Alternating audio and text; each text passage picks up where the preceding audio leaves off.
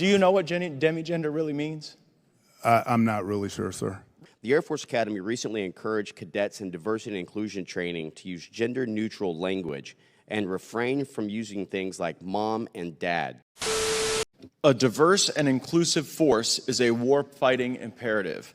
This is on a slide at the Air Force Academy. General Clark, do you agree with that statement? I do agree with that statement, sir. So, I mean, were the Mongols diverse? Well, sir, I'm not really as versed on Mongol warfighting as I am on U.S. warfighting. Were the Vikings diverse? Again, sir, I'm looking at our country, the most diverse country in the world. Sure, but this is about a warfighting imperative. How about the force in Ukraine? Are the Ukrainians fighting the Russians a diverse force? Sir, once again, my concern is the people that I'm charged to build into leaders. Right, but you would acknowledge that throughout history, including present history, that statement hasn't borne true in every example, right?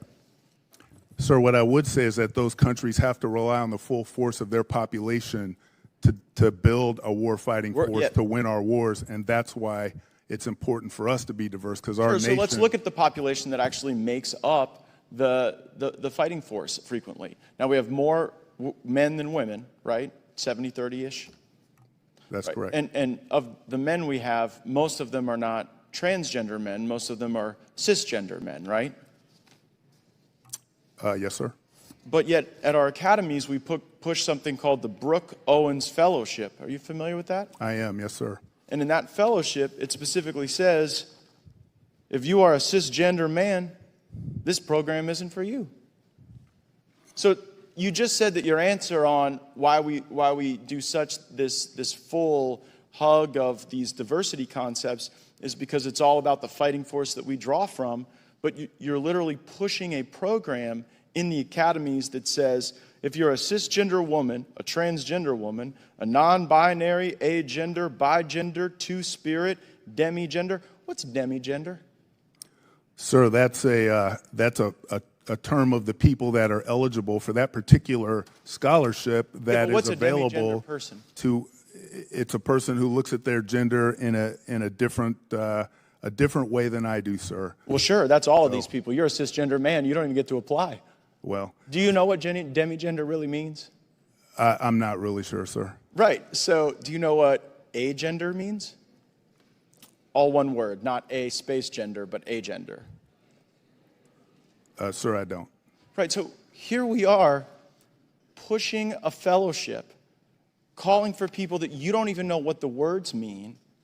And the number one group of people, the cisgender men, are excluded. Now, in the name of diversity, equity, and inclusion, should we be pushing programs that we can't define that exclude the largest group of service members? Well, sir, first, that program is not an Air Force Academy program. It's a program open to our entire country. Right, so but you guys advocate for it within the academy. We allow our cadets to apply for it. Why are you allowing your cadets to apply for a program when you cannot define the basic terms of eligibility? Because it's an opportunity for us to develop them as warfighters, and we look for every opportunity that we can. But you don't even know what the words mean. How can you use this as a way to develop the warfighters if you don't know what it means? Well, some of those terms may not be applicable to us at the Air Force Academy, but some are. But if you don't know what they mean, it's hard to tell if they're applicable or not. So I think one of the reasons why some of this stuff has gotten into the academies is because we don't have the same oversight from the Board of Visitors. And, Mr. Chairman, I seek unanimous consent to enter into the record an article from the Washington Examiner entitled, "To Push Woke Ideology, Biden Illegally Gutted Military Academy Oversight Boards." And so in this piece, it goes through a timeline where on September 8th, 2021, all of President Trump's appointees were fired. On September 17th, Secretary Austin created Board of Visitors subcommittees, and then he populated those subcommittees with people who weren't on the Board of Visitors. Have you ever seen that happen before? Sir, our Board of Visitors is populated and supports us in great fashion. Right. So. What about the subcommittee? Are there people on the Board of Visitors subcommittees who are not on the Board of Visitors? I can't answer that, sir. Seems like something we ought to know.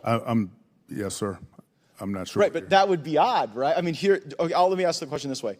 you don't have any basis to disagree with the reporting here in the Washington Examiner that literally we have people who are not on the Board of Visitors who are serving on these subcommittees. You have no basis to disagree with that, do you?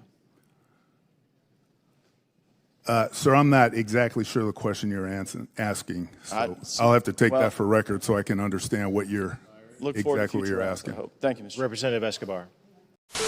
And before I get started, I'd like to request unanimous consent to enter into the record the Department of the Air Force's Officer Source Commission applicant pool goal. Thank you so much. So I wanted to note that in this, it actually specifies the diversity and inclusion goals of the Department of the Air Force. And was happy to find the fact that it's broken down into individual categories, of which I noted that by gender, it only notes male and female. Does that identify the fact that for everyone who is a witness here that there are only 2 genders? So those are the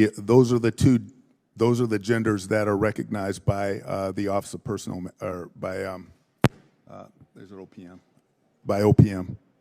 So would you agree then there's only 2 genders? Sir, I would agree that yes. Vice Admiral Buck? Yes, I agree. Lieutenant General? Sir, 2 genders identified by our DEERS. Thank you, and I would absolutely agree with that. Staying with Lieutenant General Clark, the Air Force Academy recently encouraged cadets in diversity and inclusion training to use gender-neutral language and refrain from using things like mom and dad. Does the Air Force Academy still conduct these types of diversity and inclusion programs? Sir, we didn't actually tell cadets to refrain from using mom and dad. We told cadets to understand the context of the people that they're talking to before they refer to them, their parents, their family, or even their context. And so that was the crux of that training. Of course, I would never tell anyone to not use the words mom and dad, especially you, Lieutenant right General, now. refer to your mom and dad as mom and dad? I do. They're sitting right behind me. And so, of course. Hello, mom and dad. I'm not sure where you guys are.